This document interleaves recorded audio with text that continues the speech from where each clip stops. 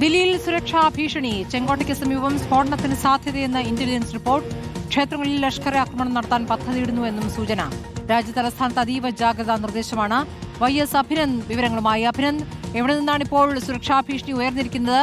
എവിടെയൊക്കെയാണ് ഇപ്പോൾ പരിശോധനയും തിരച്ചിലും നടക്കുന്നത്?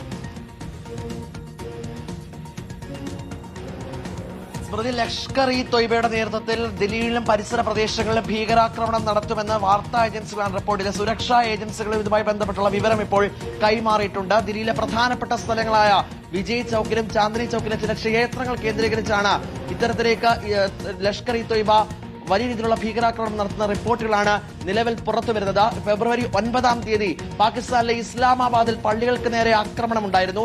ഈ ആക്രമണത്തിന് തിരിച്ചടി എന്ന രൂപത്തിലാണ് ഇത്തരത്തിലേക്ക് ഭീകരാക്രമണ ഭീഷണി നിലവിൽ ഉയരുന്ന സാഹചര്യം. എന്തായാലും ശക്തമായിട്ടുള്ള സുരക്ഷ ഇപ്പോൾ ദില്ലിയിലും പരിസര പ്രദേശങ്ങളിലും ഏർപ്പെടുത്തിയിട്ടുണ്ട്.